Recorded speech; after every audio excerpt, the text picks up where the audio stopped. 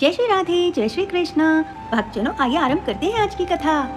पुरी शहर के भगवान जगन्नाथ के मंदिर के पास बेला नाम की एक छोटी सी लड़की रहती थी। वो कोई बड़ी तपस्विनी या कोई साध्वी नहीं थी, बस वह तो एक साधारण सी लड़की थी। लेकिन भक्तजनों, उसकी भक्ति ऐसी कि खुद भगवान खींचे चले आए। उस कन्या को संत जयदेव का लिखा गीत गोविंद अति प्रिय था। घर का काम करते करते भी बेला उन्हीं के गीतों में डूबी रहती। ईश्वर के लिए यही उसका प्रेम था, जैसे नन्ही सी नदी सागर को पुकार रही हो।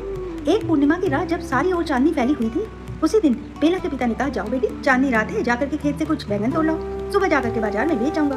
बेला अपने पिता की आज्ञा मान करके भगवान का नाम लेकर के खेत की ओर बढ़ गई। खेत की ओर जाते समय भी उसके मुख से गीत गोविंद ही सुनाई दे रहा था। अब जैसे जैसे बेला बैंगन तोड़ती गई, गीतों की लहरें हवा में गूंजती गई। अब यहाँ बेला गीत गोविंद गुनगुनाती और उधर मंदिर में बैठे जगन्नाथ महाप्रभु विचलित हो जाते। उन्होंने अपने पट खोले और निकल पड़े बेला के पास खेत की ओर। कोई सवारी न शंख और न कोई आरती, बस प्रेम की डोर से बंधे प्रभु बड़े अपने भक्त की ओर। जब बेला झुकी हुई बैंगन तोड़ रही थी, उसकी साड़ी मिट्टी में लग रही थी, तभी महाप्रभु जगन्नाथ ने उसकी साड़ी थाम ली। बेला को कुछ पता न था, वो तो गीत गुनगुना रही थी और भगवान उसके पीछे पीछे चलते रहे। इस दौरान महाप्रभु का पीताम्बर झाड़ियों में अटक कर फट गया और उस पर कीचड़ लग गया। भगवान को इसकी कोई परवाह नहीं थी। सुबह जब मंदिर के कपाट खुले और राजा वहाँ दर्शन करने पहुंचा, तो देखा कि भगवान के कपड़े तो फटे हुए हैं और उन पर कीचड़ भी लगा हुआ है। राजा ने पुजारी से पूछा कि ये क्या हाल किए हुए हैं, मैंने तो नया वस्त्र चढ़ाया था। पुजारी बोला, महाराज, मैंने तो वही वस्त्र पहनाया है। राजा क्रोध से भर गया और उसे कारागार में डाल दिया। अब राजा के स्वप्न में रात को जगन्नाथ महाप्रभु आए और बोले, राजा, तूने निर्दोष को सजा दे दी।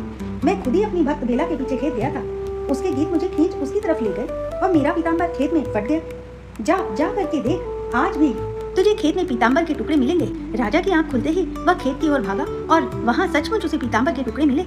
उसकी अश्रुधारा बहने लगी। वह समझ गया कि भगवान सिर्फ प्रेम में बसते हैं। राजा ने फैसला लिया कि अब से रोज बेला मंदिर में गीत गोविंद गाएगी, उसे मंदिर की सुरक्षा दी जाएगी, क्योंकि बेला एक आम लड़की नहीं, ये तो वो भक्ता है जिसने भगवान को अपने पास बुला लिया। समय बीता और एक दिन बेला ने शरीर त्याग दिया। भक्तजनों, कहते हैं कि जब बेला की चिता जली, तब उसमें से भगवान जगन्नाथ का नाम गूंजा और वो खुद उसे लेने आए। भक्तजनों, आज भी पूर्णिमा की रात में उस खेत में गीत गोविंद की धुन सुनाई देती है।